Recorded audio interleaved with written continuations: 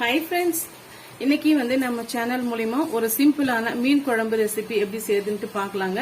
அதுக்கு ஒரு கடாய் ஒன்று வச்சுக்கிட்டேன். நீங்க எந்த மீன்னாலும் எடுத்துக்கோங்க. நான் சொல்ற மெத்தடோட நீங்க செய்து பார்த்துட்டீங்களா சூப்பரான டேஸ்ட் உங்களுக்கு கிடைக்கும். வாங்க எப்படி செய்யுதுன்னு பார்க்கலாம். அதுக்கு ஒரு கடாய் ஒன்று வச்சுக்கிட்டு கடாய் நல்லா சூடுபடுத்திக்கிட்டேங்க. ஆயில் சேர்த்துக்கலாம். கொஞ்சம் எக்ஸ்ட்ரா ஆயில் இருந்தாதான் கெட்டு போகாம இருக்கும். டேஸ்டும் நல்லா இருக்குங்க. ஒரு 100 ml அளவுக்கு நான் ஆயில் சேர்த்துக்கிட்டேன். ஆயில் நல்லா சூடாயிட்டு வந்துடுச்சு பாருங்க. மீடியமான ஃப்ளேம்ல வச்சுங்க. எப்பவுமே ஹை ஃப்ளேம்ல வச்சா நம்ம போற கடுகு சட்டுன்னு பொரிஞ்சு கருகி வந்துடும். அதனால மீடியமான ஃப்ளேம்லயே வச்சுக்கோங்க. நான் 1/2 டீஸ்பூன் அளவுக்கு கடுகு சேர்த்துக்கிறேன். ஒரு 1/4 டீஸ்பூன் அளவுக்கு குறைவா வெந்தயம் சேர்த்துக்கிறேன் ஃபிளேவருக்காக. 1/4 டீஸ்பூன் அளவுக்கு சீரகம் சேர்த்துக்கிறேன். இது எல்லாமே பொரிஞ்சு வரட்டுங்க. பொரிஞ்சு வரத்துக்குள்ளார பாருங்க, நம்ம ஒரு 2 மீடியம் சைஸ் வெங்காயமும் 6-7 வெள்ளை பூண்டையும் எடுத்து நைஸா மிக்சி ஜார்ல போட்டு அரைச்சி எடுத்துட்டு வந்திருக்கேன். குறைப்பாவும் அரைச்சி எடுத்துக்கலாம்.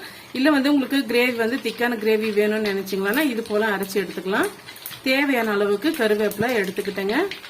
பாருங்க, கடுகு சீரகம் நல்லா பொரிஞ்சு வந்துடுச்சு. இப்ப இது கூட சேர்த்துக்கலாம்.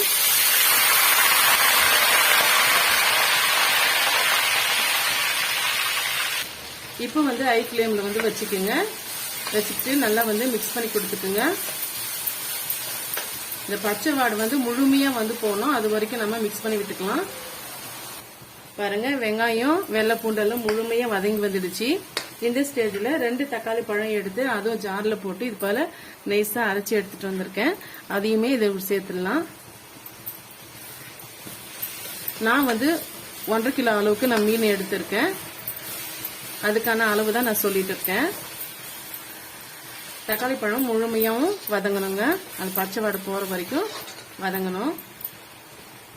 பாருங்க, நம்ம சேர்த்திருக்க வெங்காயம் தக்காளி பழம் எல்லாம் முழுமையா வதங்கி வந்துடுச்சு. இந்த ஸ்டேஜ்ல நம்ம தேவையான அளவுக்கு மிளகாய் தூள் சேர்த்துக்கலாங்க. உங்க காரத்துக்கு ஏற்ப கூட்டவோ குறைக்கவோ சேர்த்துக்குங்க.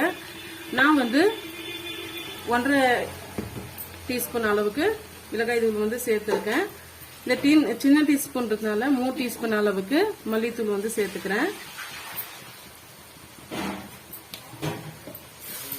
சேர்த்துட்டு இதையுமே ஒரு 2 நிமிஷத்துக்கு வதக்கி விட்டுக்கலாம். ஒரு 1/4 டீஸ்பூன் அளவுக்கு மஞ்சத்தூள் சேர்த்துக்கலாம்.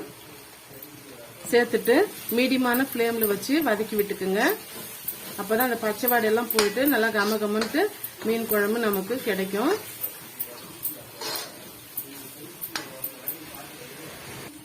பாருங்க, நம்ம சேர்த்திருக்க மசாலாலாம் நல்லா முழுமையா வதங்கி வந்துடுச்சு.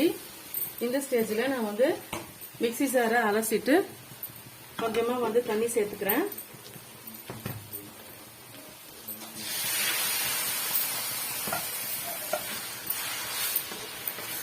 சேர்த்து விட்டுக்கிட்டேங்க. இந்த சமயத்துல ஒரு பெரிய லெமன் சைஸ் அளவுக்கு புளி எடுத்து ஊற போட்டு வச்சிருக்கேன். திப்பிகள் இல்லாம நம்ம வடிகட்டி அதை சேர்த்துக்கலாம். கொஞ்சம் கூட திப்பிகள் இல்லாம வடிகட்டிக்குங்க.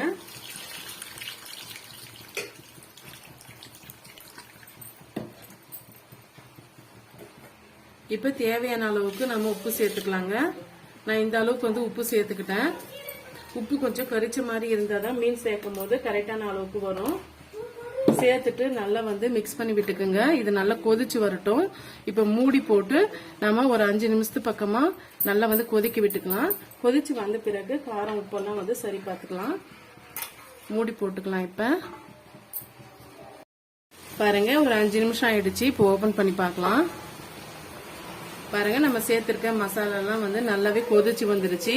எண்ணெயும் நல்லா பிரிஞ்சு வந்துருச்சு. பாருங்க, இந்த ஸ்டேஜ்ல நம்ம மீன் சேர்த்துக்கலாம். இந்த ஸ்டேஜ்ல உப்பு காரம் புளிப்பெல்லாம் கரெக்டா இருக்கான்ட்டு செக் பண்ணி பார்த்துக்குங்க. அப்பதான் நமக்கு இந்த சமயத்துல போட்டுக்க முடியும். நான் பாறை மீன் எடுத்திருக்கேன். உங்களுக்கு எந்த மீன் வேணுமோ அந்த மீன் எடுத்துக்குங்க.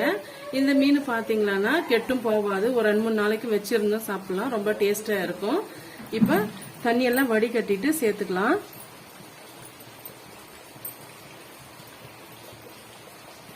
மீடியமான ஃப்ளேம்ல வச்சு ஒரு 5 நிமிஷத்துக்கு கொதிக்க விடுங்க. இந்த மீன் பாத்தீங்களா கொஞ்சம் கெட்டியமா இருக்கும். சத மீன்ன்றதுனால சட்டுன்னு வந்து வெந்து வராது. சில மீன் பாத்தீங்களா அந்த ஆவிரிலேயே வந்து நல்லா வெந்து வந்துருங்க.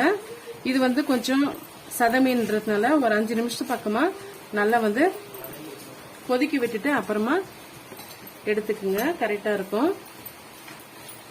இப்போ ஒரு முறை நல்லா வந்து மிக்ஸ் பண்ணி விட்டுக்குங்க, அந்த மசாலாலாம் அந்த மீன்ல இறங்கி வர்ற மாதிரி.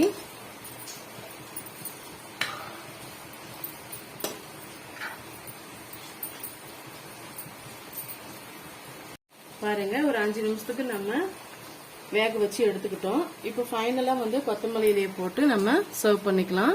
ரொம்பவே டேஸ்டியான சிம்பிளான முறையில வந்து நம்ம மீன் குழம்பு செய்து முடிச்சிட்டுங்க.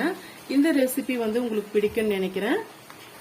பிடிச்சிருந்தா மறக்காம சந்தியக்குட்டி சேனலுக்கு சப்ஸ்கிரைப் பண்ணுங்க, லைக் பண்ணுங்க, ஃப்ரெண்ட்ஸ் அண்ட் ஃபேமிலியோட ஷேர் பண்ணுங்க. நம்ம சேனலை சப்ஸ்கிரைப் பண்ண மறந்துடாதீங்க. தேங்க்யூ ஃபார் வாட்சிங். Thank you my friends.